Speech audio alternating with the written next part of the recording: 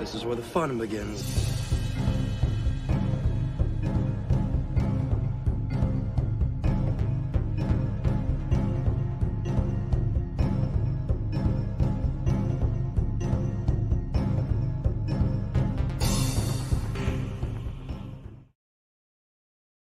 And I've always leaned towards if we're going to create something, we should check and see if it existed already to the fans, because it has way more value if we bring that in. And It's like, why would I just replace it with something new? So if we're going to do an admiral, if we're going to do a big military leader, yeah, I could create a new guy, sure. But what about Thrawn? Thrawn is great. Thrawn is a character we all know. Thrawn has a lot of credibility. So then you ask yourself, is it right to use him? And can we use him in a way that's similar to the books? Or are we using him and it's going to go completely into left field? And there have been times when we wanted to use things from the EU, and I was like, yeah, but we can't use it that way, so why? I don't want to use it and change it. You know, I don't want to use it and make it something completely different. That's rude. Are you sure? So be it.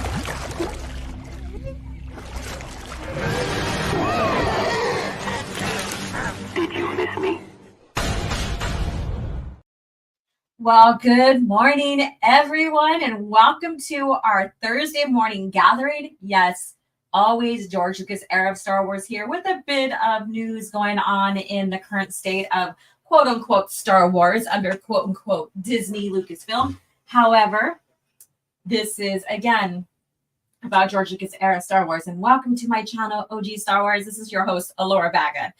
And I hope that you have your favorite brew of caf in your mug or your favorite beverage poured and maybe some snacks. This is going to be a wonderful stream. We are going over the Rule of Two through the Book of Sith.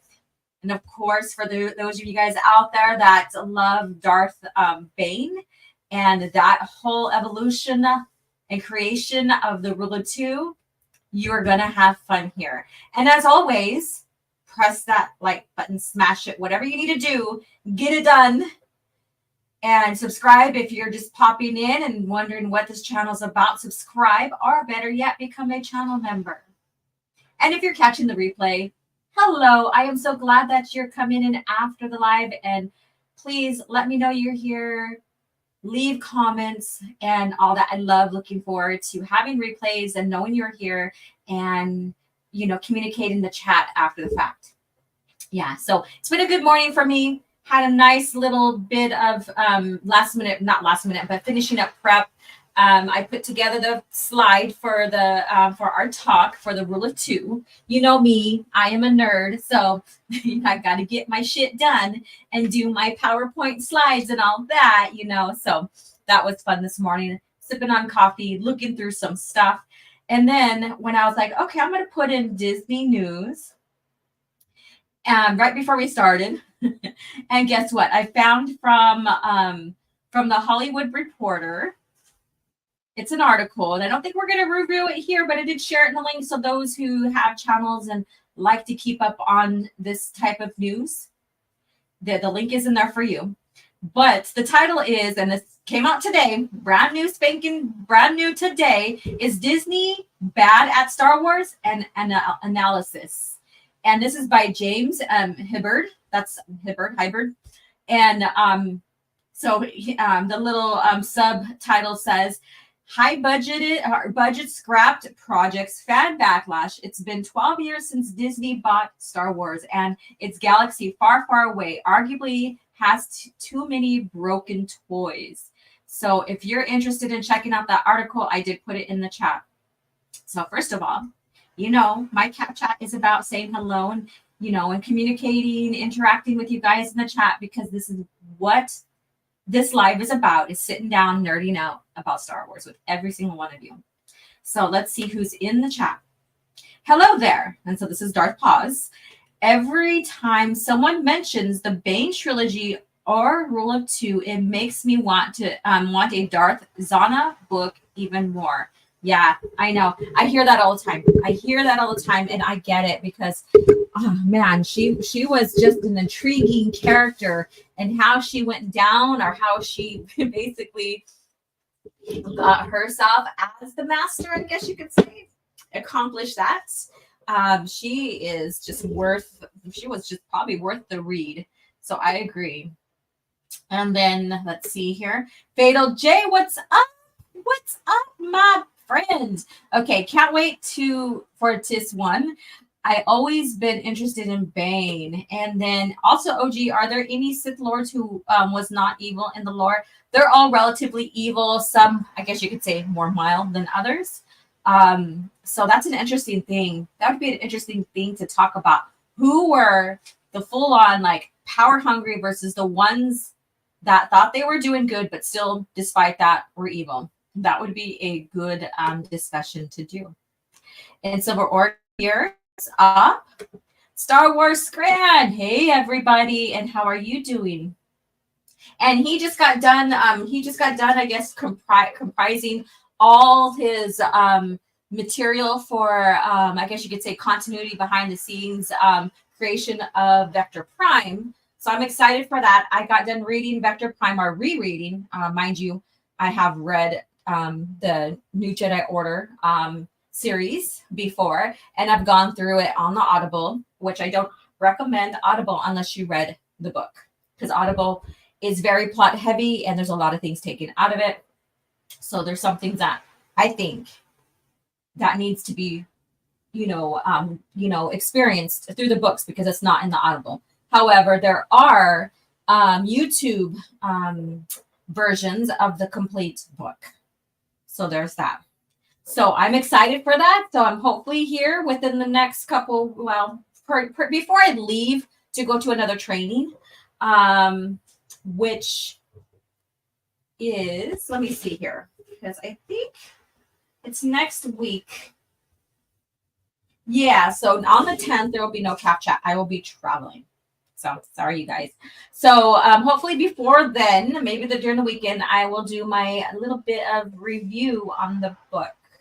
And man, that book though, holy heck, even when you reread through it, it still gets your heartstrings. Hell yeah, it does.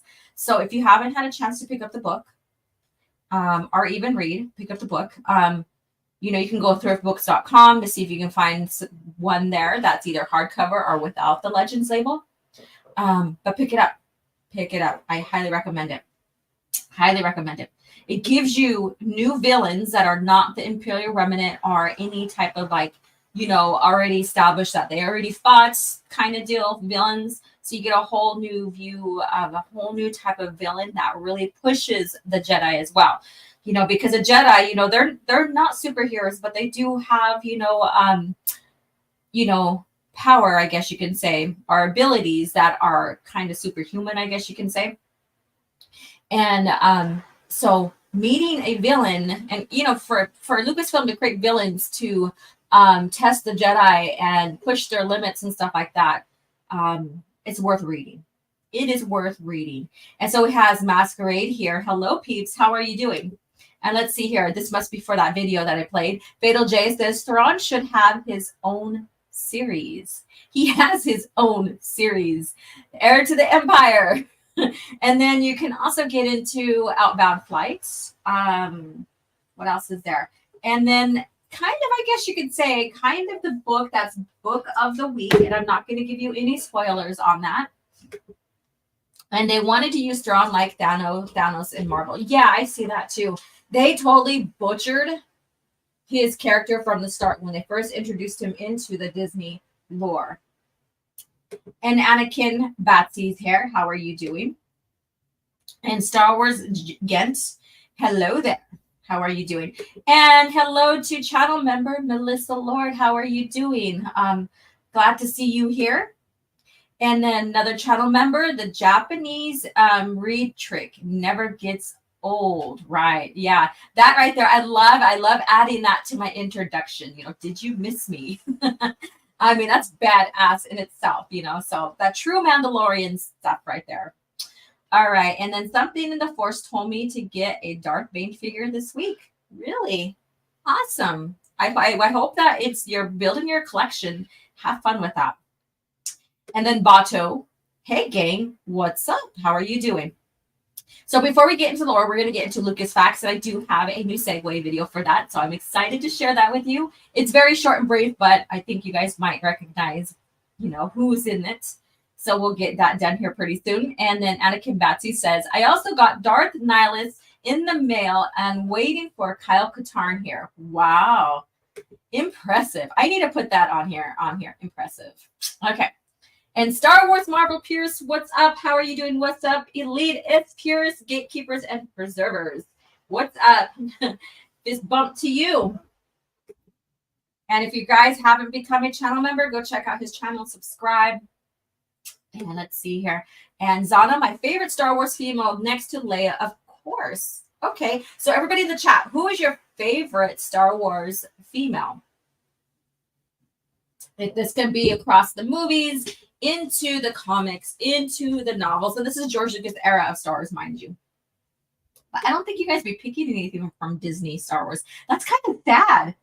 When you think about it, you guys, that is really sad. Because we could go and like change our minds or like fluctuate between a few, you know, relatively favored female Star Wars characters, right? Because I'm always doing that. But when you get into Disney Star Wars, and they're the ones that, oh, we need these strong female leads so we can have, you know, put this in front of the screen so female can relate to them. No one, absolutely no one can name a favorite Star Wars female character in the Disney Lucasfilm lore.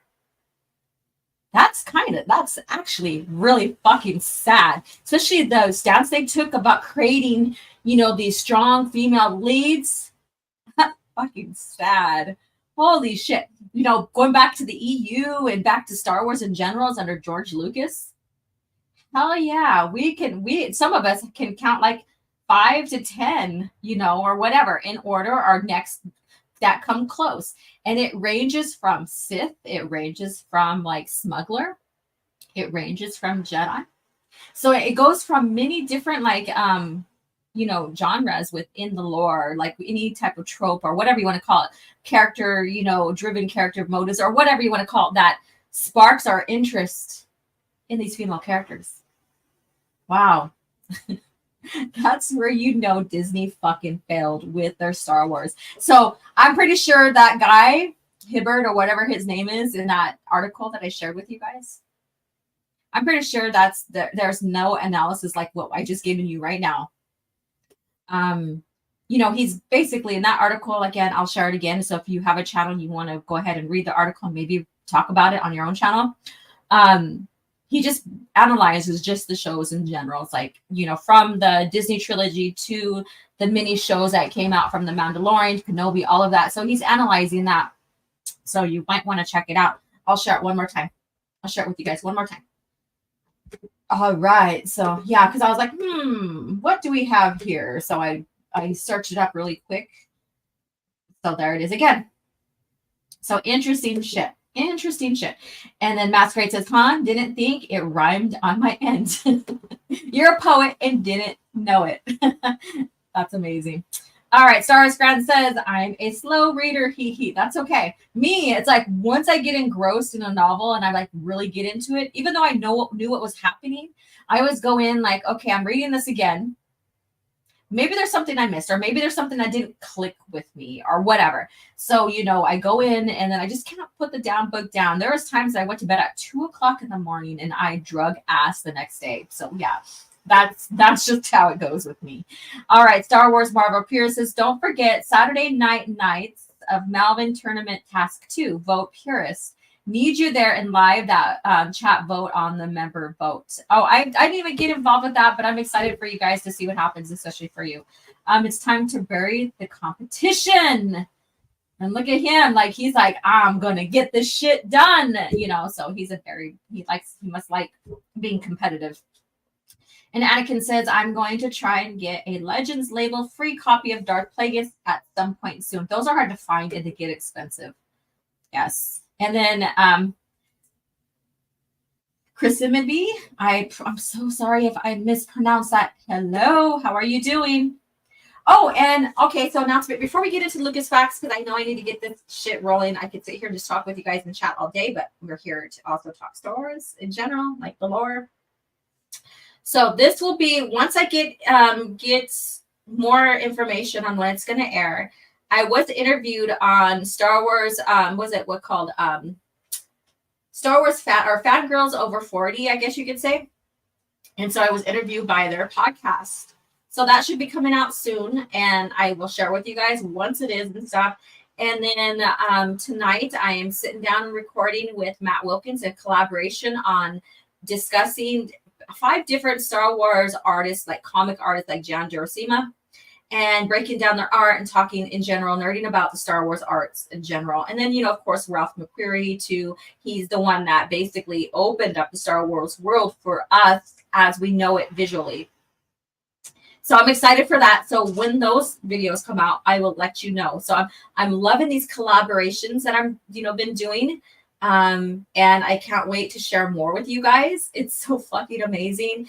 And I just love sitting down and just chatting like this with you guys. But I also love sitting down and just nerding out, like, about Star Wars. But we're going into the art. So basically going into 2 things I love.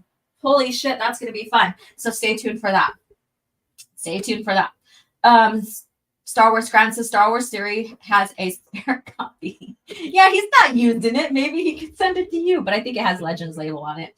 And then Tommy Doyle, what's up? Hi, Laura. I just finished the Thrawn trilogy and I loved it. I might do X-Wing next. Do it. Read X-Wing series. That's an amazing series. Go for it. Conrado Javier. Thrawn and Ahsoka look like Elon Musk if he ate the Twitter. Oh shit. Yeah, that one never gets old. Let's see, purist. Okay, let's see here.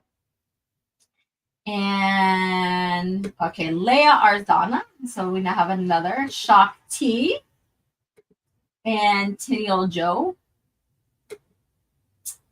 Let's see here. Yeah, you guys are sharing down here. Padme and Jaina. Cool. Post ender, of course. Elite is correct. All right. All right. So let's go ahead. I know you guys are sharing some more here. Let's get into our Lucas facts so then we can start talking about the rule of 2. So here we go, ladies and gents. Okay, let me see. I thought I put this in order so I can get to it quick. So here we go. That's great. It's going to be great. That's going to be great. It's going to be great. That's going to be great. So here you go. Here's Lucas facts right here. So that's, like I said, it's a quick video. I might re-edit it, but that's my video there for the segue for Lucas facts. This one goes into continuity stuff within the company of Lucasfilm. And this was January 6, 1997. Lucas's day-to-day activities in the main house included the management of the Star Wars story, which is probably the most carefully tended secular story on Earth. Unlike Star Trek, which is a series of episodes connected by no central narrative, Star Wars is a single story. A finite expanding universe, or finite expanding universe, sorry about that. In the words of Tom Dupree, who edits Bantam Star Wars novels in New York, everyone in the content creating galaxy of Star Wars has a copy of, quote unquote, the Bible, a burgeoning canonical documentary currently 170 pages long that is maintained by, quote unquote, continuity editors Alan Kush and Sue Rustoni. It is a chronologically of all the events that have ever occurred in the Star Wars universe. In all the films, books, CD-ROMs, Nintendo games, comic books, and role-playing guides, and each medium is seamlessly coordinated with the others. And this is from John Seabrook, writer for the New York Times article from the New Yorker, Why the Force is Still With Us on January 6, 1997. So this is basically a glimpse into the production and Lucas's everyday, work and mission in his company is maintaining the lore. And then they even they even bring up Star Trek, where there's not necessarily a central narrative around it, where there's one single story that really fully links it and stuff. So this right here, Star Wars, from the beginning, even from the very beginning, even though it still was loosely attended, it still had, a premise of maintaining some type of continuity. And as the years expanded on and fans started really responding to continuity, like the single history of Star Wars, and really favoring that, Lucasfilm, started paying attention more and more and keeping everything in line. And so that was under Super Stoney. And she's like one of the main ones that started putting together and keeping track of the continuity. So let me see what you guys are saying here in the chat. And these are going to be posted. I scheduled them to be posted on Twitter. So these are probably already posted on Twitter. So if you want to share them or take them and save them for yourself, feel free to do that. Can I get an amen? Sure you can. You mean the one from the recent Ubisoft lot? I don't know what that one is. Tommy Doyle says here, Star Wars X-Wing is long, but I just desperately want to reach Hands of Thrawn. Are you the Hand of Thrawn? Do I need to read all 9 books of X-Wings? I would recommend it. Or you can read the first 4, I believe, which is all Rogue Squadron. Basically, it's not. And see, this is why I fucking hate Disney Star Wars in a sense. Not in a sense, but wholeheartedly. They broke up the series. The series is like, I think, a 9 or 10 book series. 10 books, I think. And all one titled X-Wing. But when they republished with new covers those books, they made the first 3 or 4 X-Wing, or not X-Wing, sorry, Rogue Squadron. And then they broke it up to the next 4 or whatever, Wraith Squadron. And so they split up the series. However, traditionally, when you buy the books and you find the ones that are pre-Disney Legends label, they are all numbered. Even the ones that, begin the formation of the Wraith Squadron and their adventures and stuff. Because Wraith Squadron also works with Rogue. Sometimes they are on the same type of mission, even though their squadrons are completely different in what tasks they are given and what their initial, tasks are. They are, this is one series and stuff. So I recommend reading the 9. I am going through, if you just barely hopped on before after I talked about New Jedi Order, I am rereading that, and that's a 19-book series. So I would just go for it. Let's see here. And it says, you mean the one from the recent, I read that. And Lucasfilm might put Space Yasuki in the High Republic era. I have no idea what's going on with that, and I can care less. Masquerade says, imagine a hypothetical EU story that may or may not be canon, akin to S canon. It involves a team up with Asajj Ventress and Aurra Sing. That'd be interesting. I can't see them working together, though. I see them button heads. I just can't see it. But those in the chat, maybe you do. Share what you think. Because, again, we don't have to think the same. We don't have to think the same at all.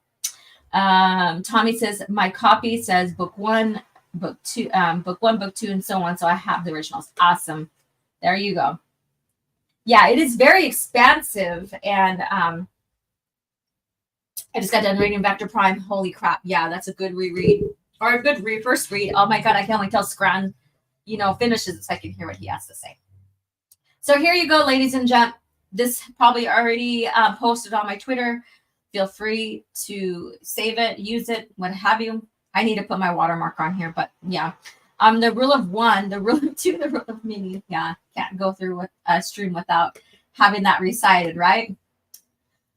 All right, with that being said, ladies and gents, bust out your book, the Book of Sith. So this is what we're going through, and of course we all know, if you know who is involved in this time frame and stuff like that, and who birthed the rule of 2 in a sense. You're here at the right place at the right time. If you're still learning, you're still at the right place at the right time. What's up, you guys? So bust out your books. Let's do this. I'm going to take a sip real quick, and I'm going to open my book up to the right page. Yeah, this right here, I thought, wow, this would be great to talk about some of these time frames, these historical time frames, without having to pull out various books and various pieces of storylines and stuff like that. Book of the Sith. Yeah, the Book of Sith. Yeah. All right, ladies and gents, boys and girls, people of all ages. No, I'm joking. Hi, Jim the Despot. How you doing? Sup, OG and chat. Feeling energized. Honey goes really well with coffee. You know what? I never tried that, but that's what I heard. And Conrado says, before Disney stole techniques from lesbian witches. Jeez. Yikes. All right.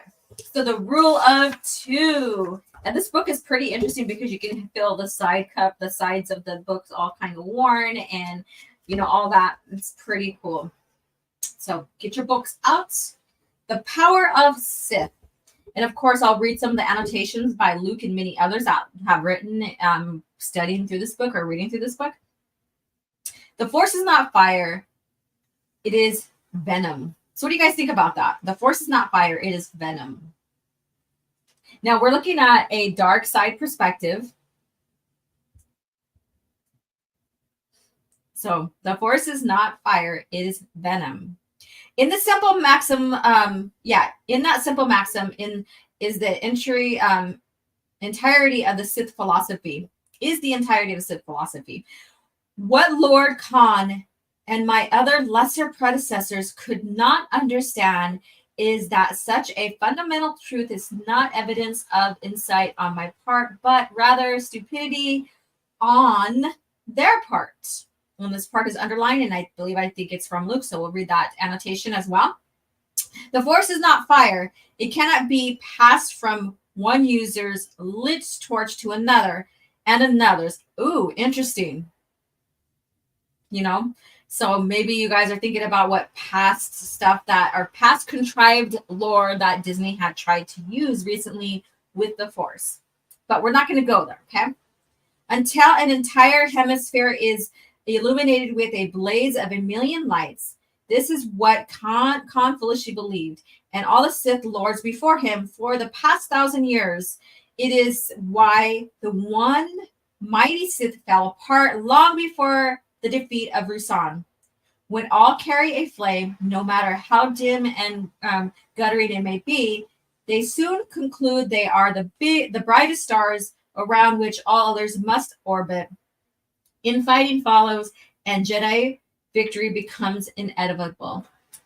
So there we go. So let's go over what Luke has to say here. Bane was wrong. The Force is fire. When the Emperor held power, the Jedi were nearly extinguished and the galaxy suffered.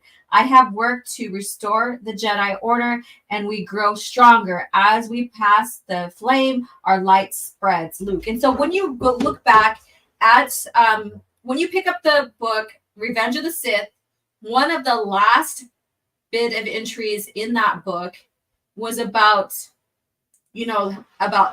lighting a flame. like in total darkness, and I don't have it, so I'm like butchering this quote, but I'm sorry, but you guys who've read the novel may know what I'm talking about.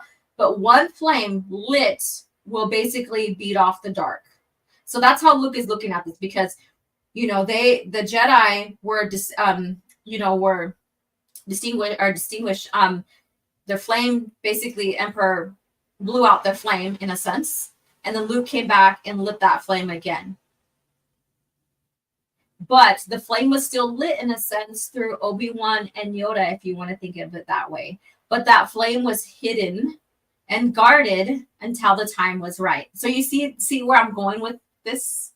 And so it's very much amazing how you can look at this and you can reference other books and other material, or other instances in the Star Wars history in itself.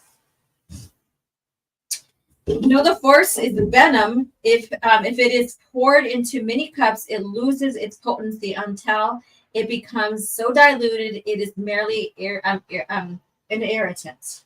Well, if you're pouring venom in a cup and it's just venom by itself, it's not going to lose its potency. Now, I'm getting scientific here. If you pour it in a cup mixed with other stuff, then yes, it's going to lose its potency. So maybe you agree with me, maybe you don't. Yet pour those cups back into a single vessel and you will have the power to stop Krayt Dragon's hearts. This is the secret. This is the rule of two. One Sith must contain all the power of the dark side. One master must decide how that power shall be used.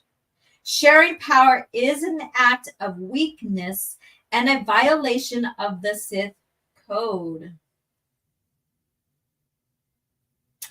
So, sharing power is an act of weakness and a violation of the Sith code. What do you guys think about that in the chat? And it goes into, the master, the master who has the power, the apprentice who craves it, basically that analogy, I guess you could say. And then it says the Force is a venom, not a bad way to put it. Yeah, so we're looking at what Luke said here in his annotation versus what Bane is saying here. Yet the Sith Order must survive after the master perishes. For this reason, the master must take an apprentice. The master instructs a pupil, but never gives up the smallest sliver of power. The apprentice learns through years of study, but must struggle for every achievement. Damn. Now, like this is giving you a glimpse in between master and apprentice relationship. So when you think about Vader and Sidious, or the Emperor, Vader's still within his, suit, within his life support and his mechanical body. I guess you could say his appendages. I can't even say some words. He still is significantly powerful. Still a little more powerful than Sidious. But he had the reins on Vader. So when Luke comes into the picture, when he's discovered living, because all those years for 20 years or 19 years, 18 years, Vader thought that he had no surviving children or childs, that they died with Padme, or the child died with Padme. And then once they realize, Luke is the son and he is as powerful, maybe a little bit more powerful than the father, this is where Vader was like, and we know that he had his dark apprentice with Starkiller and stuff. We know that story, but Luke is beyond that. And so Vader's like, you know what? I want him for my own, So we had that little push and pull with the rule of two. Very, very interesting. Very, very interesting. Vader is a quarter to what Palpatine is in power, I believe. I think that from what I've read and the study that I've seen with even insiders like pre-Disney, Vader, mechanical Vader, I guess you could say, cyborg, whatever you want to call him, is still slightly more powerful than Sidious, but not by much. If he would have remained full intact, if Obi-Wan wouldn't have, like, if he wasn't so fucking foolish and jumped and got his appendages taken off by his master, Obi-Wan, then he would be significantly stronger. The story probably would have been a lot different today, So we're going into what if territories. We're not going to fully go into that, but just something to think about. Let me go ahead and change this page because I am on the other page. Here we go. And so something to think about, like what ifs. What ifs are fun, but it's just that's all it is. That's all it is. But just imagine this a relationship between apprentice and master, and how it's like that funky commercial where someone has the fishing pole and there's like a dollar hooked on the, or money hooked on the hook. And the guy's all trying to get it. He's like, oh, almost there, almost there. That's what the relationship between the master and apprentice is when they're training them. They just give you enough to satisfy you, but then make you crave more.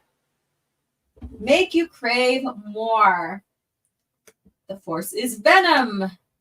And Lucasfilm should make a multiverse. Like, no, fuck no with that. I mean, today, still no, but Disney Star Wars is not really Star Wars, but Star Wars has always been unique by staying out of the multiverse realm. That realm is so fucking overplayed. Let us stay with the comic book franchises. And dollar hooked the fishing pole. I knew you were evil. All right, together the two may attract legions of minions. That's true.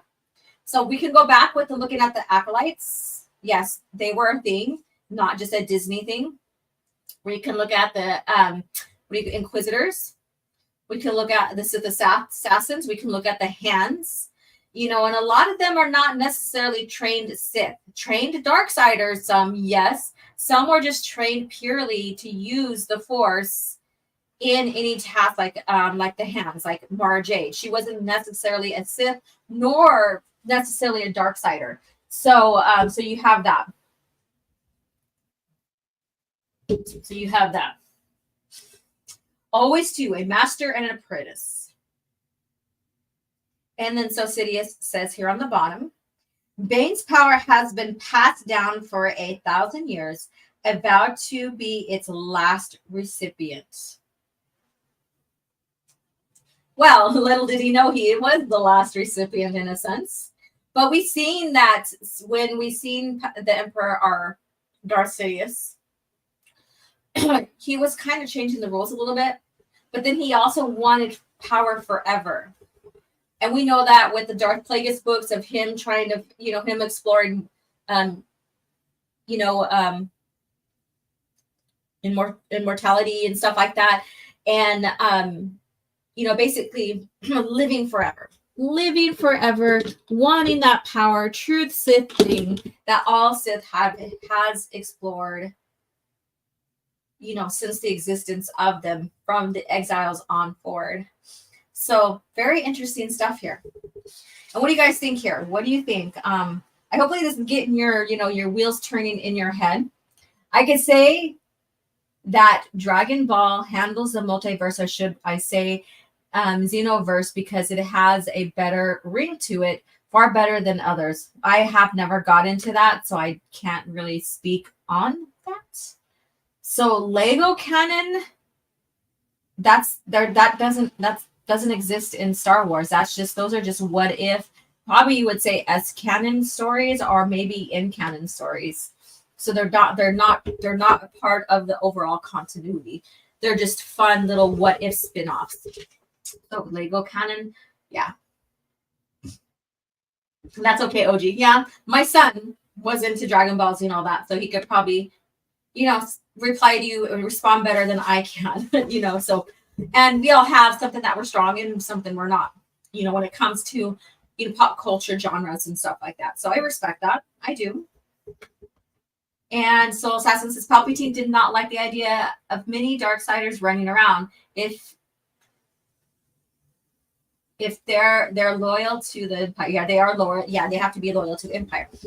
All right, so second page here, the mistakes of Rusan. So here we go. So probably a lot of you guys, if you still were within, we're still within the Old Republic. Old Republic doesn't end until the Empire begins. So like the PT era is still a part of the Old Republic in a sense, but it's reformed.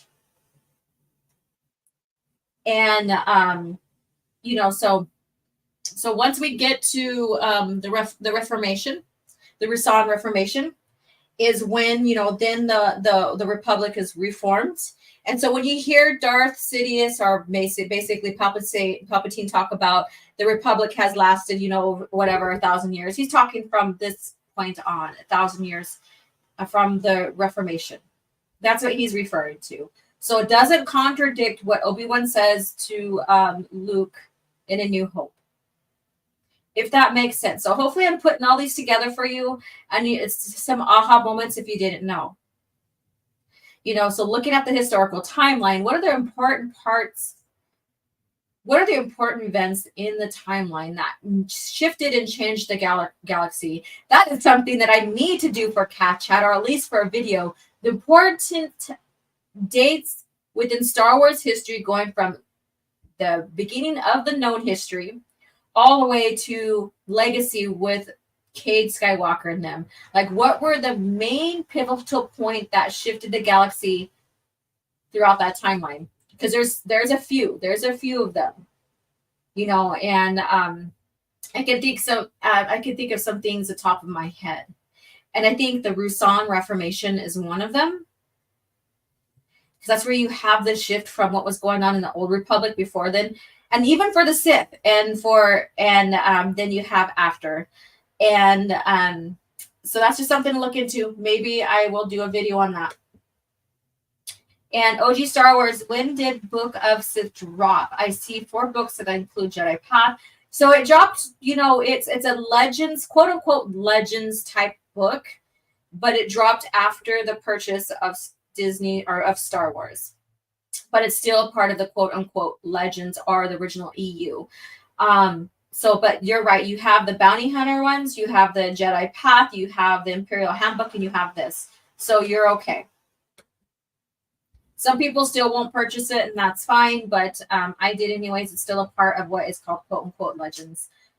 And Bato says, the way Bane tells this story, I bet he wished he had the pleasure of killing Khan himself.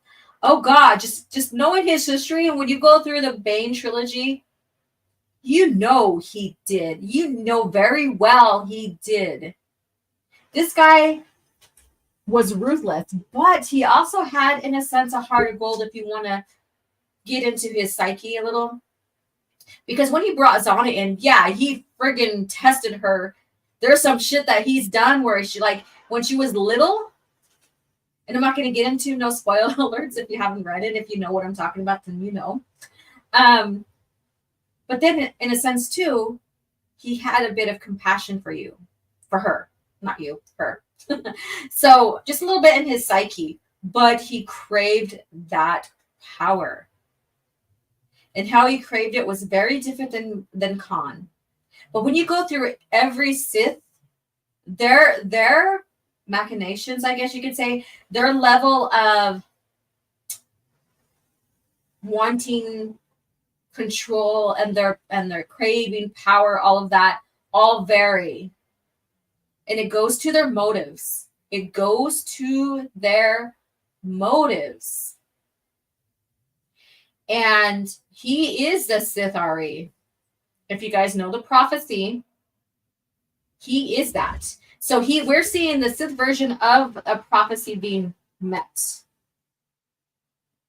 Pierce says, not it ends of path of destruction's soul, technically. I think that goes to something else here. Let me go up. Yeah, the Jedi path was a lot of great stuff in it. Yep. Let's see here. Bane is a pinnacle Sith. What happened to the Star Wars universe after Darth Red? Okay, let's see here. I read that one. Let's see here. Go. Okay. Rusan Reformation, similar to the demilitarization of Japan post-World War II, in my honest opinion. Well, yeah, I could kind of see that too. I see where you're coming from with that. And the Republic neutered itself. Yeah. And that's where you have then the Jedi taken in as, in a sense, the police are peacekeepers. And then, I'm just going to go there. I was trying my best not to get into the Disney faux lore. But when you get into the High Republic, that's what they are exaggerating so much that they're making the Jedi look like assholes and the bad guys. But there's so many things going on with Rusan Reformation, what happened during that time. That's in its talk all by itself compared to this. So let's see, I'm rambling now. I'm not rambling. This is not rambling, but I'm just getting into other parts that maybe I need to draw myself back and stay on task. There we go. So Soul Assassin says, the Star Wars universe ends officially after Darth Red, but still exists with the fans. There you go. Thank you for answering that. The mistakes of Rusan. All are equal in the Brotherhood of Darkness. So the Brotherhood of Darkness. So if you could see, and one thing that I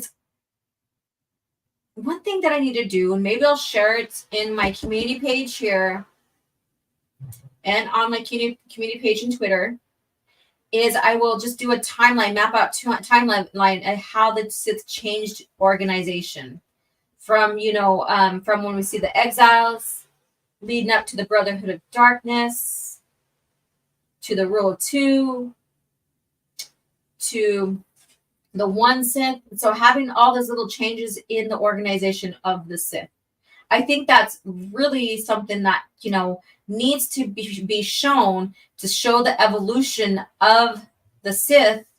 And the Jedi never really evolved, right? And Yoda even talks about that in Revenge of the Sith, New Jedi Order chapter or section.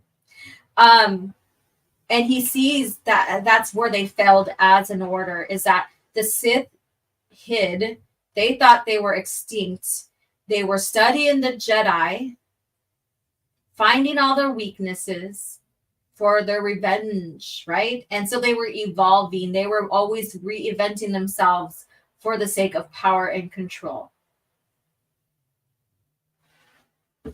So very, very interesting thing right there. The Republic scissor-fist itself. You cannot let that go, can you? Brotherhood of Darkness was a joke. Totally went against everything that's correct. Holy crap. Like when I first got into that trilogy and into the lore part of that, and then digging deeper into all of this, I was like, what the fuck? Who are these guys? So I was kind of siding with Darth Bane on this. Honestly, I was. But I think you're supposed to. If it's well written, which it was, you're supposed to side with Darth Bane on all of this, right? Bane wiped out Sith commies. I forgive him. That's a good one. Okay, let's get going on this. Those putrid words fell from his lips of Lord Khan more times than I care to remember. This central lie upon which Khan built his false Sith is the reason behind their watery, diluted power. So there we go. He's thinking it's venom in here. The so-called New Sith Wars lasted 1,000 years. Many warlords during that time sought to control the destiny of the Sith Empire. They achieved victories from the Battle of Mizra to the Sictus Wars. But those were victories without a clear line of succession. Even every Sith wanted to be king. And so we argued while the Republic grew frail. Its citizens sickened with plague and became isolated by a decaying infrastructure. Coruscant's throat lie bare beneath our blades, but the Sith plunged their knives into one another's back instead. Wow. Khan was not the worst of those fools, or these fools, only the last. So he's like seeing, look at the old Republic, look at the Republic. It's collapsing in its own self. And here we are fighting each other for power, where we can be taking control and ruling the galaxy. Basically, that's in a nutshell. In a nutshell. Let's see here. Khan's madness was fun to read. Yeah, it was. It would have been fun just to kind of get into his psyche a little bit more. But, you know, like I said, the books was all about Bane, and it made you side with him, of course. But with the Khan and his own attitude, you have to look at him like he was a pompous ass, right? That he didn't know what he was doing. And so Soul Assassin says, gotta give Khan a bit of credit. He kind of fooled the entire Sith Order to follow his beliefs and him. Correct. They were all fucking ignorant. He puts, like I said, I'm going to do the analogy again, but this is going to be a little different. He put, let's roll together, king, you can earn your spot as king, you can earn your spot as a high position. Because if you break down the Brotherhood of Darkness, there was different things. You can, you know, be a warlord in the army. There's various positions that were in there. But he dangled that baited hook. But there's a few of them to where, but you had to fight for those positions. And like one thing that I remember reading about Darth Bane was, you know, how they would have their sparring and what have you to test who was the strongest. And with even that, sometimes they killed each other, or sometimes if you defeated someone in the spar or in the fight, the other person got revenge on you later on. So it was the bloodthirsty control power type thing going on. And this is where you get, the Sith always fought each other. There was a lot of infighting instead of like, you know, looking at the bigger picture. And this is where Bane comes in, looking at the bigger picture. It is more humorous because Khan was a Jedi Master sent by the Council. So let's see here. And went dark. The Force is venom. Eddie Brock is Force sensitive. I felt the most spite word of the Council in respect of Lord Hoth at the time. Yeah, Lord Hoth too. And if you know where Hoth comes, you know, like the Hoth, planet Hoth, that's where he was.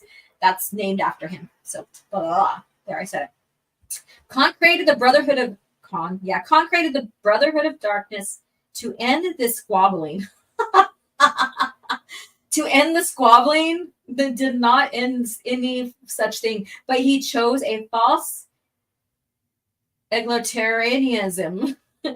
So I probably said that whole completely wrong. Over a strong central rule. Within the Brotherhood, all members were members with rank called themselves Sith Lords, correct? This was Khan's first mistake. Now, again, like I said, there was positions to be earned. And if you weren't worthy enough, you were sent away kind of in a way to, you know, work out a different planet, maybe in the army, maybe a low-ranking part of the forces or what have you. I served in the Brotherhood of Darkness as a sergeant assigned to the Gloomwalkers and led my comrades in the capture of Fazim. If we had maintained a sound military strategy and followed an orderly conquest, the Republic would have been ours. But Khan was impatient. He overreached and leaped into the Bormia sector, the Republic's heart, before it was time. This was his second mistake. Khan's third and final mistake came at Rusan, a worthless world where he hoped to defeat Lord Hoth and the Jedi Army of Light. He was instead goaded into a grinding land of war. Let me go ahead and change the page here.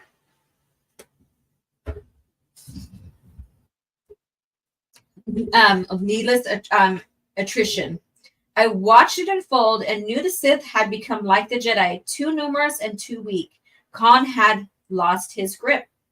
In the end, Khan Khan followed my suggestion and pooled the abilities of the other Sith Lords to create a brutal force wonder. The Thought Bomb! This was proof of what the dark side could achieve when it wasn't split amongst thousands. However, the Thought Bomb consumed not only the Jedi combatants, but also the Sith who had created it. In the end, the war and exterminated Lord Khan's brotherhood. So it ended the war and exterminated Lord Khan's brotherhood. So I'm going to go back and read what Quinlan Voss says here on the previous page that I changed. I have heard the Ruusan reformations, but didn't know all this. Why don't the Jedi talk about this battle? Very interesting. And then Luke says on the bottom, Kyle Katarn, one of my students, unfolded the Thought Bomb's vortex at Ruusan and freed the spirits that had been trapped inside for more than 1,000 years. And that's from Luke. So going back to Kyle Katarn. And if you guys haven't seen it, I shared it on my Twitter. One of the characters on that video game, Outlanders or whatever it's called, looks exactly like Kyle Katarn. And maybe, you know, some of the stuff is reversed on how he's wearing it, but it's exactly the same as Kyle Katarn. No fucking creativity whatsoever. Hello, how are you doing, Zombie Box Reviews? Glad you are here. The Thought Bomb, not that kind of bomb. I knew that was going to be said. Lord Khan equals Ryan Johnson of Sith. That's funny. I wish the politics of the Jedi Council of this time were more explored. They basically created the problem, sat back and let Hoth do all the hard work, then swooped in to take over once it was over. There's more they could expand it on it. I agree. And I don't think it's just failure of the Jedi. I think it's failure of the government in itself. It was very slimy, arrogant, and self-serving. The Thought Bomb, aka TCW, to the EU or to the EU continuity. I agree. It totally is a bootleg Kyle Katarn. Yes, it is. Holy shit, it is, right? Thought Bomb. Thought Bong! And then Katarn freed those spirits. Huh, good. I was wondering. Yeah, he did. So if you have not read the Dark Force trilogy, we have the games, but they have a novella trilogy. So I highly recommend that, but that is not the book of the week. Okay. All right. So let's move on here. Okay. And I'm going to read this, but I'm going to leave a question out for you guys. I'm going to type it in. So what is your favorite moment with Darth Bane? Favorite Darth Bane moment? And that could be with his interaction with his apprentice. It could be anywhere within his historical timeline. What is your favorite? What is your favorite moment? Favorite moment of Darth Bane? Okay. So we're going to get into the title of Darth, and then I think this is the last part of it.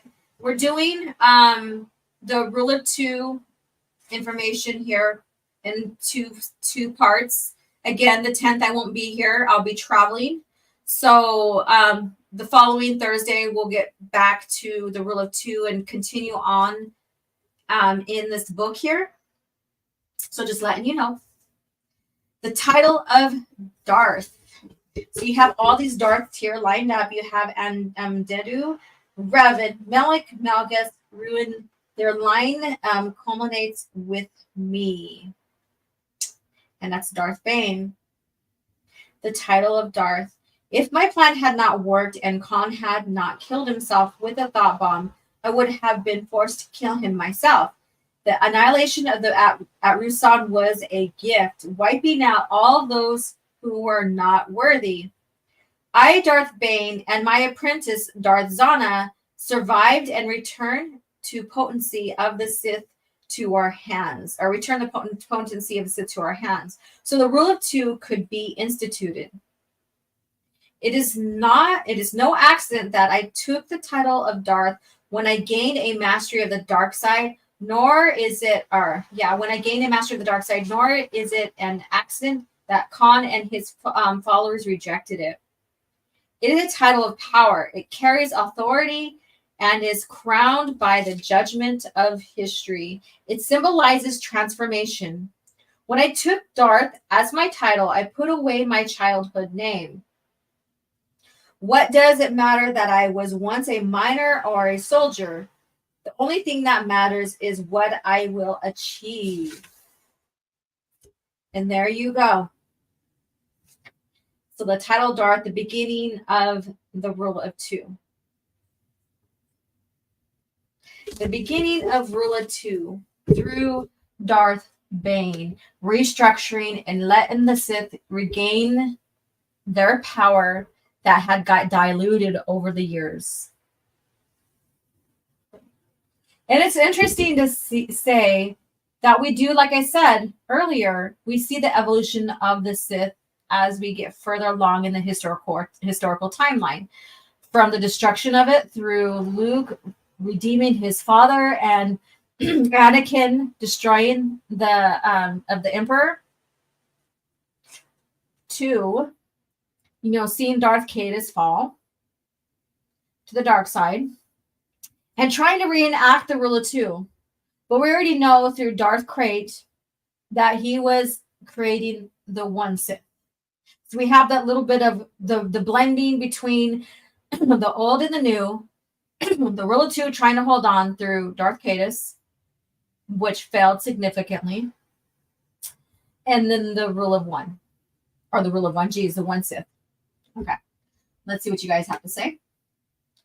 Let me go back up to my questions so I can make sure. My favorite moment from the Bane books, or it could be Bane himself. It doesn't have to be the book, like in general, but Darth Bane himself. Oh, I think I love the interaction with Revan's holocron, Githani's death, and his duel with Zana, him tricking Khan. Yeah, that's a lot of them. Let's see here. True Sithari, correct. I think everyone using Darth in their screen name should be required to obey the rule of two. Excuse me. Soul Assassin says, Bane getting rid of the wannabe Sith Lords and the constant infighting would be his greatest achievement. Then Palpatine had to screw it up. Correct. I'm glad you said that, because he sure did. He sure did. And Zerkaldis says, I also want to give Zana credit for her masterful ploy tricking the Jedi. Yeah, there's a much. Again, like the Bane trilogy is not the book or trilogy of the week, but if you haven't had a chance to pick it up, I highly recommend it. If you need to reread it because it's such a great series or trilogy, then feel free to pick it up again. Disney censors white male because he'd overshadow the girl boss whose body is made of Beskar. I don't know where that came from, but yeah, you're right. Bane, if I pull his mask off, would he die? Oh, those little orbalisks that are surviving, they're like, they have this like homeostasis with each other. Rule of Two has so many great moments. Path of Destruction, great foundation, but damn, a battle on Tython, and the end scene of Rule of Two, fucking brutal. Correct. Holy hell, yes. Would you say Darth Caedus was the last of the Rule of Two trained by Lumaya, who was trained by Vader? I would say yes, because he tried his hardest to establish that rule. Like finding his apprentice, which he was trying to find within his own cousin Ben Skywalker, which failed significantly, and then going with Tahiri Valia. Yeah, so we have Tahiri, Ben and Tahiri, and so he wanted to reestablish that. That's something that's familiar in what he's learned and stuff. And here you have in the background, and when you read Legacy of the Force, we do get hints of the one Sith who are hiding, and they're and stuff. And then when you get into Fate of the Jedi, then we start the reveal of Darth Krayt is in there too. So maybe Bane coming up with the Rule of Two. Yeah, with the help and inspiration from Revan, right? From Revan, of all people. Of all people! And Conrado says Emperor Palpatine is like the first emperor of China who wanted immortality so he can rule China for 10,000 years. And Double A, how are you doing? And Zombie says, YouTube removed my comment. I'm sorry, I didn't even know. I tried to retype it and so I can see it. George Lucas facts. He based the character Han Solo on his friend Francis Ford Coppola. I learned this info last night. Where'd you learn it from? That's pretty cool. I don't recall that, but yeah, I would like to see the resemblance there. So we have 26 beautiful souls in the chat. Thank you so much for you guys being here, listening, tuning in, responding in the chat. Please smash that like button and become a channel member. And again, we're not going to read this article, but this is a new one from Hollywood Reporter about Disney Star Wars. Is Disney bad at Star Wars? An analysis. So if you guys haven't had a chance, you want to use it, read it, whatever, feel free to. George Lucas facts. I read that one already. I remember when appearance by characters like Revan would get me excited. Now when they show up in Disney, I just groan. Oh yeah. I can feel that groan from everyone, right? And then Grandmaster Chris, what's up? You think darkness is your ally, but you merely adopt the dark. Correct. Yep, join my community.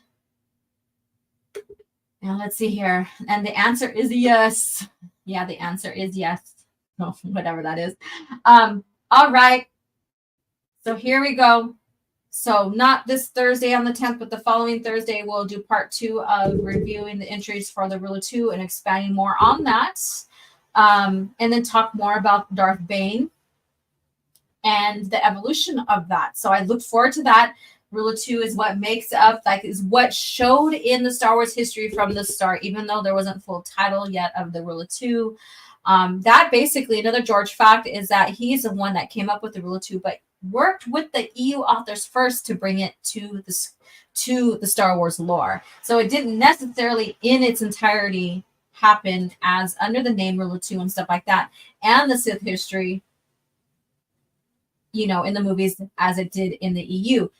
Further proof that it's all one continuity. So, because why would he put his effort in working with the authors like that when it came to the Sith, the Rule of Two, and his vision, if it wasn't going to be one continuity?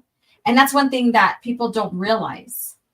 When he meets with these authors, or he works with the authors, and he's given information about the story plot, and he's reading, he's given his notes, or he's talking with them directly, or through email, or what have you, or through his hired hands to do his talking for him, because this man is busy. He has more than just one thing that's on his plate, right? Any boss, when you're ahead of a huge company, you have so much on your plate that you need to start delegating to other people to handle things under your name and what you want, right? So, when he's meeting and or reading or having like Howard Rothman speak for him on these certain events and stuff for the lore, it's all about one continuity, because why would he even put effort into that if it wasn't?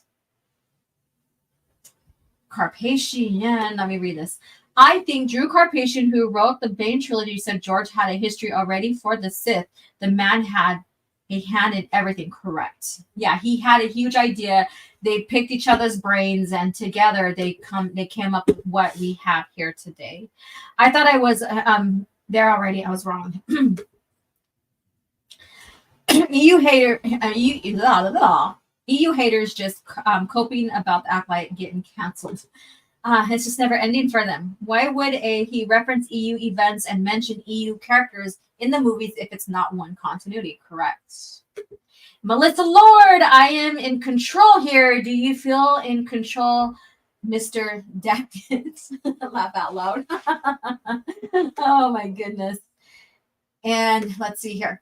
So speaking now, let's move on to the book of the week, you guys. And so let me go ahead and play this for you.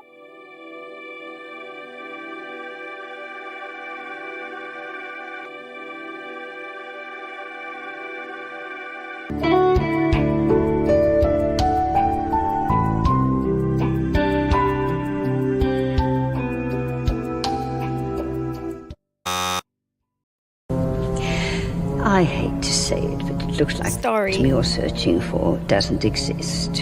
Impossible. Perhaps the archives are incomplete. If an item does not appear in our records, it does not exist.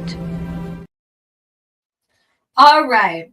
From a #1 New York Times bestseller author Timothy Zahn comes an exciting Star Wars adventure set in a time between A New Hope and Empire Strikes Back, featuring Luke Skywalker, Han Solo, Princess Leia Organa, as well as the deadly Mara Jade. 8 months after the Battle of Yavin, the rebellion is in desperate need of a new base. So when Governor Feroz of Candora's sector proposes an alliance offering sanctuary to the rebels in exchange for protection against a warlord intent on invasion, Luke, Leia, Han, and Chewbacca are sent to evaluate the deal. But Mara Jade, the Emperor's Hand, is also heading for Candoras, along with 5 renegade stormtroopers known as the Hand of Judgment. Their mission: to punish Feroz treason and smash the rebels. In this treacherous game of betrayal within betrayals, a wild card is waiting to be played. So I don't know if you guys know what book I'm talking about, but here it is. It is The Choices of One. So how many of you guys read this book before?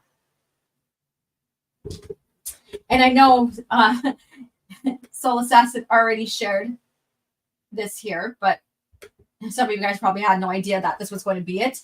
So the author, again, Timothy Zahn. The cover artist, John Van Fleet, for the hardcover. And Daryl Mandrake for the paperback. The publications hardcover came out July 2011, paperback June 2012. And the timeline is 0 ABY. So, of course, it's after the Battle of Yavin, but, so 0 after the Battle of Yavin. So here we go.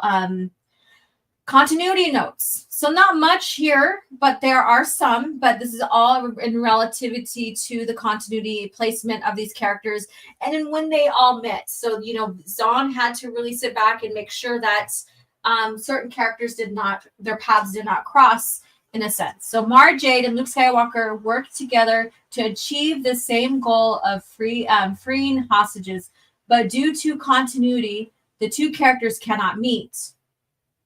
So basically, he had to write around that to where they were working together, but never really seen each other and stuff. I'm not going to give away spoilers on what happened and how that occurred. And that goes with Ron and Pelion. They only interact via remote faceless means. George Cardass is also in this and briefly appears in the novel as a pilot and aide to Thrawn. Cardass mentions a life-altering encounter, which more will be expanded on in the Hand of Thrawn duology. So there you go. So not much in the light of the continuity notes, but this just shares how he has to keep continuity with his work and with work that's laid across the timelines and stuff like that. Because if Luke and Mara meets, then it makes Heir to the Empire less meaningful, I guess you can say. So this is your book of the week. And let me see here. Star Wars Marvel Purist.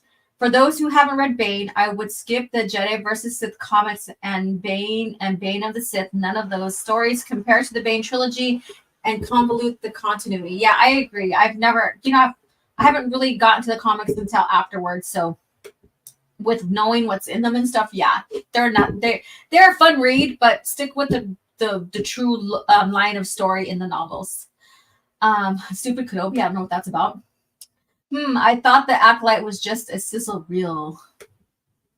And with George's son in the background, laugh out loud. Did I miss something? All right. Hello, Zagharat. Okay, not me. I haven't read it yet. Okay, so this is the book of the week. I'm just going through the comments to see if you guys have anything pertaining to this book. Silver says, the choices of one, the rule of two. Oh, never mind. Every joke is boring. I see where you're going with that. Mara Jade looking fly behind the book, giving that chat a little glare. Yeah, that little tease, come hither, like, I dare you. I dare you. Kind of glare, right? And then 100 soul, better than the cover up for sure. Yeah. So I dare you, basically. The Bane comics do get wild. The Jedi fellowship is quite a sight. I agree. Let's see here. Mar might as well be Palpatine's daughter. In a sense, he did kind of raise her since a young child, about 4, I believe. The clip of just Jocasta has George's son walking in the background at the end. Yeah, okay, that's what you're talking about. I was like, I don't know what that is, but yeah, I get it now. Yes, it is. Laugh out loud that Tomcat character should have been slaughtered. Immediately. Yeah, so this is the Caf Chat book of the week. Lucas Facts and Caf Chat should now be posted on my Twitter page. I will share it here in YouTube's community page for you guys as well. You guys can, screenshot and keep these for your archives if you want to share on your own and stuff. Just always give back credit where credit is due. I didn't put my watermark on here or my little stamp on here, but just share. Yeah, that's what this is about. Sharing is caring in a sense, right? Unless it's a disease, but that's another thing. All right, so let's move on. So if you guys need to refresh your drinks or get a snack, feel free to. We are going to head into Cringe Factor. So first off, I need to get some more commercials up. I know Soul Assassin has shared some with me, and I will get those posted. But since I'm still in the vibe of Vector Prime, here you go. I have fought the worst of all wars and witnessed the redemption of evil. I have seen balance restored to the Force. But order can turn to chaos, as it did when I was born. Now, with my loved ones and my loyal allies, I face a new challenge unlike any before. And I'm not sure at this time we can win. Star Wars Vector Prime by R.A. Salvatore, the first novel of the new Jedi Order.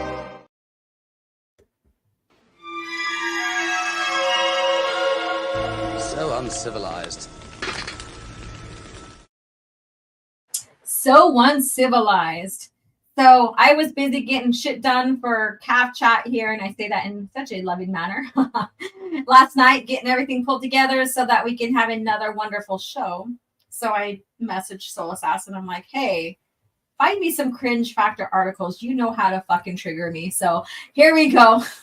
We do have this one. Anakin Skywalker's secret force powers explains how he built C-3PO. What do you guys think about this? What do you think that Disney, Lucasfilm, Disney, Star Wars, where the hell is my scroller? There we go.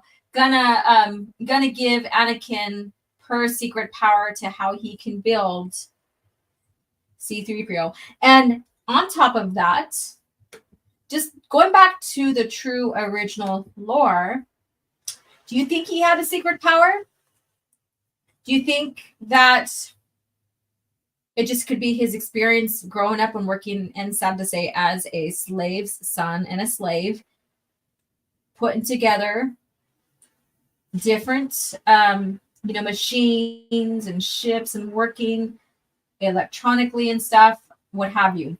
Now, we know that there's an ability, and I didn't even pull up the name of it, and we know that his grandson, Anakin, had the same ability in a sense.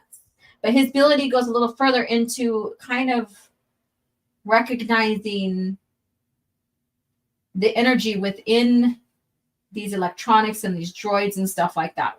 Should have pulled up the name of that, and I did not. So, and I didn't fully read through this whole thing. So you are going to get some first-time responses from me. So let's see what you guys have to say. How did the Lord know my coffee needed a refill? It's just my Force abilities. I kind of sensed it in the Force. Question. Would the Sith Empire have been able to defeat the Vong? That's an interesting one. What do you guys think? You guys can leave your comments below in the chat. All right. Don't have 3M subs. Someone has that book covered already. Oh, wait. Their book has layers of dust on it. Oh, that's right. Because someone already has Star Wars covered, I shouldn't even be having a platform in Star Wars, right? because her channel is way bigger than mine. And so why should I cover Star Wars, right? George Lucas era Star Wars. Why should I? Go find your spot somewhere else, Laura. Go sit in the back. Well, anyways. All right. And then Kara says, that's good one. So, I mean, a lot of rage that could be, yeah. According to Disney lore, the male gentilia is a shackle. I had to read that. Holy shit. Okay, Soul Assassin, if they say they used Mechadoru, then they're idiots. A full of Banta Poodoo. Yeah, I didn't look up the full name, so we're gonna see what they say. Because like I said, I skimmed through it, didn't fully read through it. So we'll see. Diddley Squat says, I'm sorry, do you need a force power to assemble a droid from already existing parts? And you guys are already reacting to this, and I haven't even started. This is hilarious. C-3PO is a Chinese bootleg created by a slave boy. Let's see here. He's just a good mechanic. Yeah. Well, let's see here. You don't need force powers in order to build a droid. Space him and their bot audience, and we don't serve AI here. We don't serve droids here. I need to clip that one too. Hello there, OG Star Wars. Hey there, sci-fi Sith Dan. How are you doing? And I am the Melkinic now. Oh, that's right, the Melkinic. Is that from the Acolyte? Is that what she said? Am I getting that, or am I confusing? This is dumb. I know you can think. So let's ask him for this. Anakin should be sued by the company for creating droids without credit. Is this a form of plagiarizing, in a sense? If you want to say that, copyright, whatever. That's right. Okay, I was right. That is so fucking stupid. Holy shit. Mechanic. Oh, that is so fucking stupid. And that's why droids have no place to coexist with life forms in universe. You are just racist against droids. And George basically was going to tell a story about that. Do you guys remember that? Remember George saying that? All right. But anyways, we're going to go on. Let me get this ad out of my way. Get your ass out of my way, ad. All right. So Anakin Skywalker had a very unique force power in Star Wars, and it helped him to create C-3PO. There are a number of canon are basically Disney Lucasfilm lore, faux lore, force abilities in Star Wars, some much better known than others. While abilities such as the Jedi mind trick have been part of Star Wars from the very beginning. Yeah, the true canon, mind you. And let's see who's written. This is by Liz DeClan. So Miss Liz DeClan, let's see what you have to say. Miss Liz DeClan. Others have been introduced in newer editions of Disney faux lore. As Anakin was the chosen, no, he was. He is the chosen. He wasn't was. So are you trying to say that he was the chosen one according to George Lucas, but when Disney took over, he isn't anymore? Is this what's going on here? It's a little surprise. It's, basically, it's your wording. As Anakin is the chosen ones, it's a little surprise that he showed a whole host of force abilities when he was introduced as a young boy in Star Wars, The Phantom Menace. In addition to his shocking high mid-chlorian count, the concept that was also introduced in the prequel first movie, he displayed increased intuition and sharp reflexes. Yeah, that's basically your innate use of the force. Like force users, their ability to have a quick response and stuff like that. That doesn't necessarily mean you need training. It's just your ability to sense things quick and react quicker. One of Anakin's force powers revealed that in The Phantom Menace was particularly unique, though, and it was the very reason why he was able to create C-3PO when he was still a small boy. So what do you think? When you watched The Phantom Menace, did you recognize that that one force power? Did you guys? Or did you think that he just knew how to build and construct and work on technology? Let's see what you have to say. Well, let's tell you a story of IG-88's planned droid revolution. Happened during the Battle of Endor when IG-88 took over the Death Star and was destroyed with it. True story. Yeah, there's that story. Was it one of the tales? The fat Jedi from the High Republic created C-3PO as a serving droid. All right, let's get back to this. Star Wars has revealed a force power that helps with technology. Oh, is this which? Oh, okay. I see where you're leading to with this. Oh my God. Okay, here you guys go. Here you go. This is why. So it's nothing unique to Anakin. This is something that's been revealed, of course, because Anakin, as the chosen one, is not unique anymore. They're always downplaying him, what have you. So one of the Star Wars Force, so one of the Disney Star Wars Force powers is increased technology insight. Although it has rarely been seen in the franchise, Anakin was the first Force-sensitive character to exhibit this ability on screen with his creation of C-3PO as a child. So basically, one of the is technical insight. Technical insight. Let me see something here. I'm gonna go ahead and pull it up. Force power, tech. Or let me just put technical insight, and I'm gonna look it up. See if Wookiee has something about it. I know I'm going there. I'm fucking going there. So there is insight. There is tech. Let me see what it has to say. Insight was a force power that allowed the user a moment of deeply sense of surroundings, revealing, and I highlight. Okay, so yeah, so far there's nothing that says about a force power being technical insight. But that doesn't mean anything because this is fucking Wookiee. What do you guys think? Let me see what you guys are saying. I just thought he was tech nerd.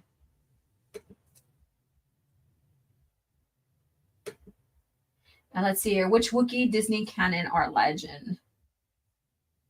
It doesn't matter. I wanted to see which one it was going to be on, but it's none. There's none. There is none. Okay. The fat Jedi from High Republic. Oh, yeah. Already read that one. Okay. Let me go back. Oh, wait. Let me see what this has to say. Wouldn't Qui-Gon comment on it during the Phantom Menace or Obi-Wan later? They mentioned other of his abilities, from his latent powers as a boy to the premonitions. Correct.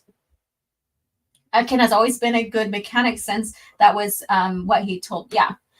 So they're turning this into something bigger. But then again, Anakin Solo did have this ability to work with and sense droids and stuff like that. However, it was a lot different than what was shared with Anakin, his grandfather. So let's move on. So keep in mind technical insight as a force ability. I don't even see that as anything Wookiee has documented. If it is a canon if it was a Disney full lore canon thing, then that should have been documented right away by them. So let's see what this has to say.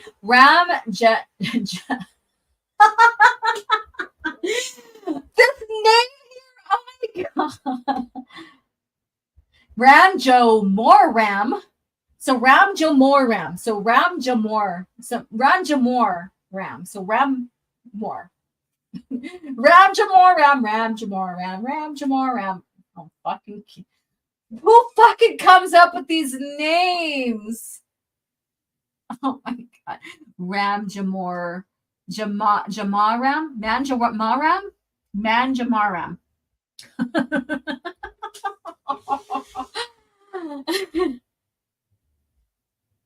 Ram Joma. Ram your ma ram. Sorry, I'm going my head. It's going so many directions with that fucking name. A Jedi Padawan who has made numerous appearances through the High Republic books had the same force power. So yes, this is So again, it wasn't documented yet or what have you, but it's a force power from Disney folklore. In fact, the High Republic era multiple Padawan learners, in addition to Jamaram, exhibit this increased technical insight. These skills included the ability to intuitively understand technology and sense how circuitry is meant to work, enabling the Padawans to become masters in technology. So again, like I said, they're taking an idea from the past Star Wars, like the original EU, the canon, and turning it into this. And now they're making it like, oh, well, Anakin, it's not unique. It seems unique with Anakin because we've seen it in the movies first, but it's not really. It happened during this time. And mind you, Force powers, you know, you can say that with the mind trick with Obi-Wan. It evolves the story and shares that a common ability through Jedi. But this made Anakin a little bit more special because of his abilities. But then we see Luke Skywalker have the ability too, as well as Anakin Solo. So let's move on. Although Anakin was clearly an exceptional child in the Phantom Menace, and most audiences our members would have known he was the person who ultimately grew up to be one of Star Wars' most powerful Sith. It was nevertheless a bit odd that he was able to create a protocol droid at such a young age. Not in the Star Wars universe. Now, if you're comparing Miss, what's your name again? D-Clan or whatever. If you're comparing it with our world's reality, yeah, it could be odd because then you would have this really well-gifted kid, you know, whatever. But this is the Star Wars universe. A lot of people in Star Wars in general can be able to assemble or fix or whatever droids. And we see that in the OT with even the Jawas, right? We see that with the Jawas. We see that with Owen Lars. So we see that in many abilities. So it's not, I'm not trying to downplay Anakin as a young boy, because definitely he has that intuition and stuff like that. But it's just common in Star Wars lore. You see that with smugglers who do get things and have to put them together and market and what have you. So this would have required an incredible amount of skill for anyone, a child especially. Again, you are comparing it to real world in Star Wars in general. This is an ability that people are capable of doing. How would this society get so technologically advanced if they could not? How can they repair droids, keep them maintenance, keep them on them, what have you, if they could not, right? Now, this kid, you know, basically Anakin, young Annie, he works for Watto. He's a slave, not necessarily works as in there's a fair exchange, but he works for Watto as a slave. So he's a slave, not like, I'm not trying to say, oh yeah, he volunteered to be a slave. But he is there and he does repairs and what have you. And I'm pretty sure, you know, like even his mom had to repair. In fact, she had to. If you read Tatooine Ghost, there's some instances where she's working on some things and stuff like that. So again, not to downplay his abilities and stuff and his intuition towards fixing and repairing and stuff like that is enhanced by the Force. But again, not uncommon in general in Star Wars. So let's move on. It makes sense given that Anakin's ability to build C-3PO when he was only 9 years old. And he had to have known how to put together a protocol droid somewhere, which it is shared inside the lore that he does. So he has to have all that he has to have all those resources and stuff like that to be able to put together a droid like that. It was indicative of a force power he possessed, which would also explain how he managed to build a pod racer. Well, pod racing is common there on the worlds of Tatooine. It's a big thing. He's exposed to it. So it's, again, a no-brainer why he knows how. It's not just because of the Force. Yeah, another incredible, now he's able to drive and function as a human being as a pod racer. That's one thing, but building it, No, I'm pretty sure Han Solo could have built a pod racer. Yet a lot of them, like even in, again, I'm going to reference Tatooine Ghost.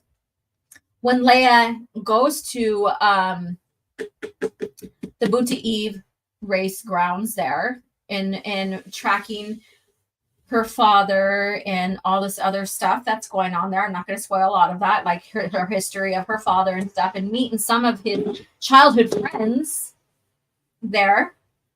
They are repairing pod racers and stuff because that's a common thing. This technological skill coincided with Anakin's ability to pilot the pod racer. Those are two different things. Intuitive responses with the Force is not the same as constructing a pod racer, which tied into the Jedi-like reflexes, intuition, which already exhibited. Anakin was in fact, the only human to finish the pod race. So I went through that. That does not really coincide with that whatsoever. One ability of innate use of the Force does not, is not the same as using the Force to build technology. That's not the thing. Force abilities all have all their different machinations, I guess you could say, different studies and stuff, different ways, all of that. And I couldn't come up with the proper name. Sorry. At least on screen, Anakin's passion for and props with technology seems to fizzle after the Phantom Menace. He goes from on it. You did not read the lore, because even if you read through all of the multimedia project and some of the stuff, even before the Clone Wars, we know how skilled Anakin still remained with, building and repairing and stuff. Like in, what was it? I forget the name of the Republic comic. But he goes in there and tries to heal. He tries to heal and he couldn't. He ends up nearly killing one of the soldiers and stuff because he doesn't, that's not his ability and stuff like that. And so he had lost Obi-Wan Kenobi, or he thought he lost him. And so he's in this turmoil and stuff. And who was it? I forgot who was visiting with him, but he's building, he's repairing something. He's repairing a droid or repairing something. And he's basically saying, this is what I'm good at. This is what brings me calm and blah, blah, blah. So he's describing his ability and how it just makes him, grounded and centered and stuff like that. So, lady, you have not read or explored the lore. He does not lose his ability to continue with that, and it never stops. So I'm going to stop here. What do you guys think? I'm going to end here. So she's just full of shit. Yeah, the comic where he has one-on-one with no, not that one. He is with oh crap. Who was it? Was he with I forgot who he was talking with, but it wasn't that one. This was a different one. So he wasn't with Asherad Hetz. So all right, it'll come to me. I swear to God. Why is Force healing a dark side technique in Disney canon? I don't know. Oh shit, there goes my phone. He created his own custom starfighter. Yep. Anakin probably picked up a few things from the mini pilots that went at Watto's shop. Some things he didn't need to, that doesn't need to be explained. Correct. It doesn't need to be explained. Let me see here. Let's see here. That's very true. We don't need a full explanation. Sometimes it's like more thrilling and more, more keeps more things more more a mystery,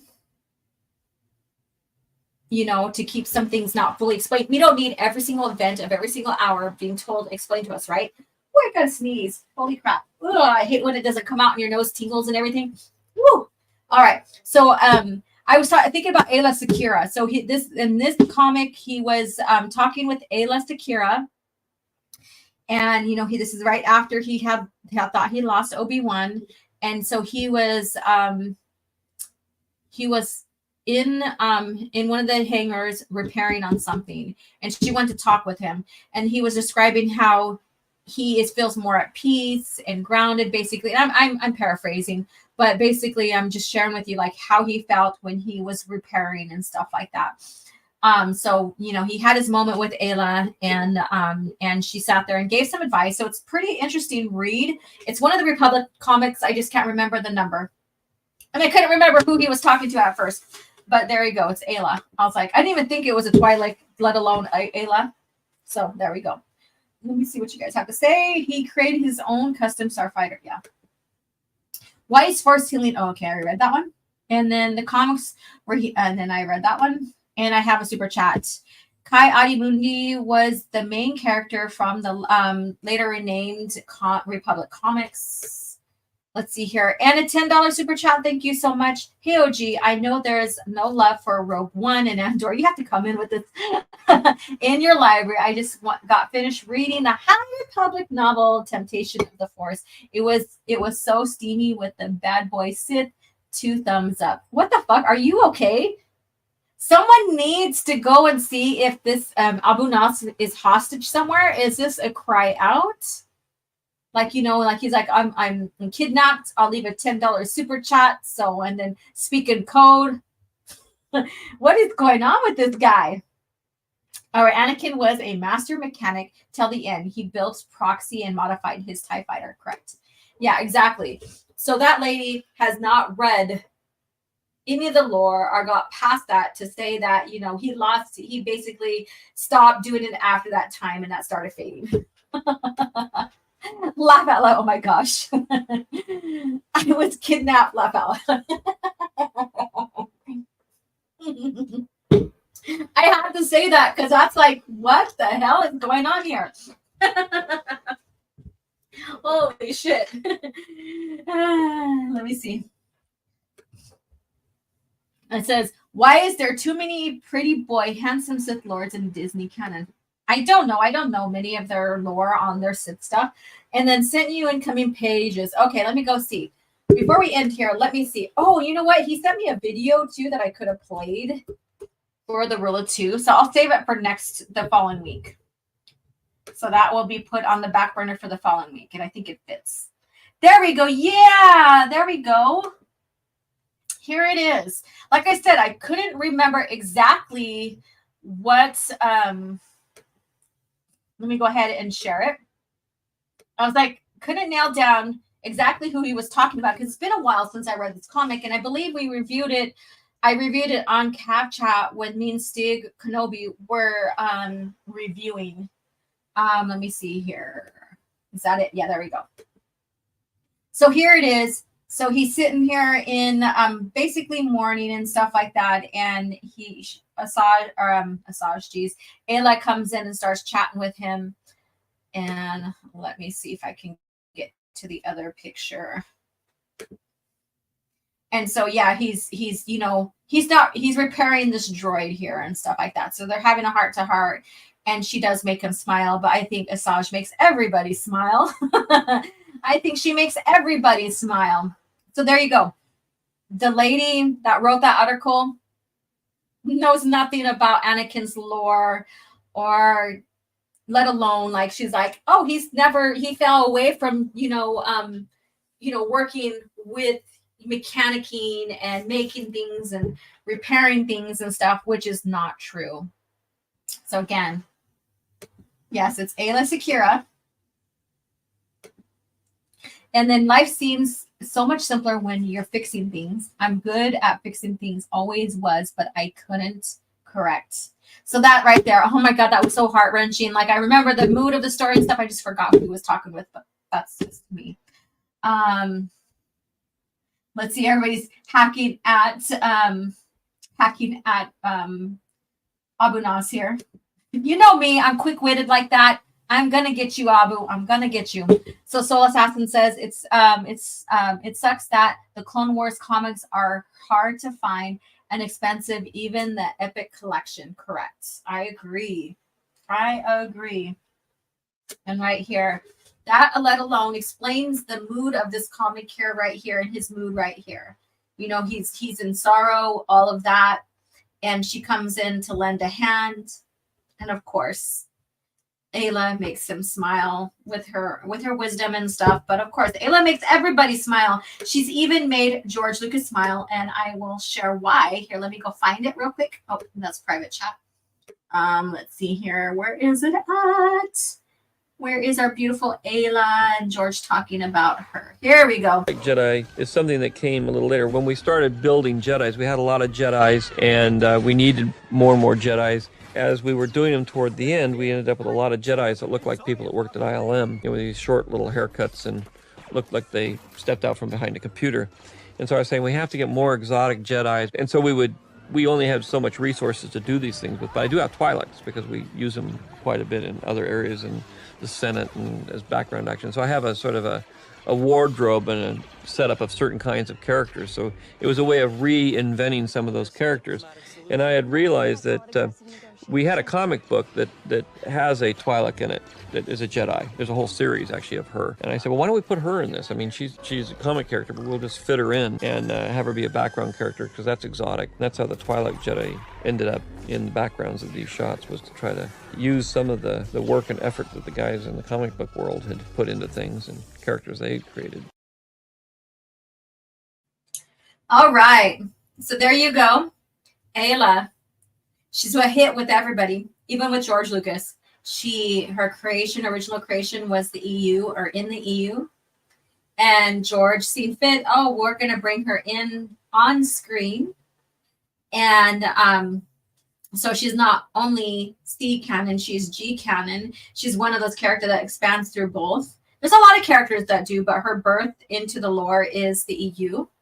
But like I said, it's all one continuity. It's just where, like, they kept track. When you look at the hierarchy of canon, like this G, C, what have you, it's just a way of documenting where the lore or the content and the characters come from. It's not necessarily like one means more than the other.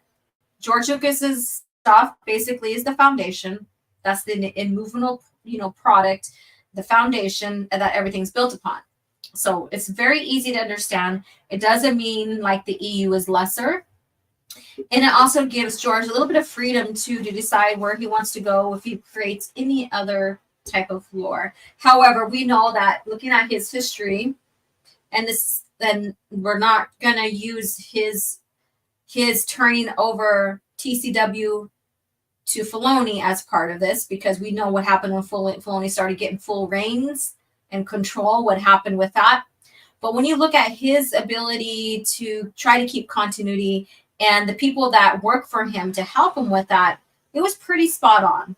There's always hiccups when you're always expanding this huge, vast lore that, has been developing like from 1976 on to up to its selling in 2012. So there's always going to be hiccups and stuff, but relatively it is all one continuity, and it's done particularly well. So with that being said, I'm going to close. We're going to start closing out, and I'm going to close with this bit here. Many of you guys know this clip or have seen it or may know the person who did this clip. Now let me see if I can find it. Here we go. Someone asked me to give the best reason why someone should read the expanded universe. After giving it a lot of thought, here's what I have to say. The expanded universe respects the reader. In the expanded universe, Luke Skywalker's optimism continues where it left off in Return of the Jedi. He's fulfilled hope to the galaxy, just like Obi-Wan said he would, not like the Disney movies where he gave up on the Jedi or even the whole galaxy for that matter. The character you see in those movies is not Luke. Luke isn't a quitter. He's not a pessimist. He's a leader. He's inspirational. And he's always there for his friends in times of need. Another character is Han Solo. He's introduced to us in A New Hope as a loner, a man who cares only for himself and nobody else. But by the end of Return of the Jedi, that all turns around when he finally finds friends he can trust and a true love to spend the rest of his life with. And that's exactly what he does in the expanded universe. Han is a devoted husband and father to Leia and their kids. He loves his family above all else. In the new movies, Han turns out to be a selfish deadbeat dad who ran out on his family when things get tough. It's a complete 180 from the character that we saw from Return of the Jedi. Now, another thing the EU does is it rewards its readers. Attention to detail when it comes to continuity has never been done at such a level as when it was performed by the expanded universe.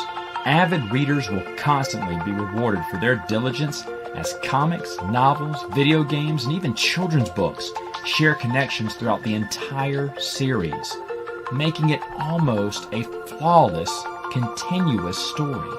And though it has its minor flaws, it's still the best overall story in continuity out there, period. That's what the EU does. It respects and rewards its readers. And that's the best reason you should give it a try. Long live the expanded universe.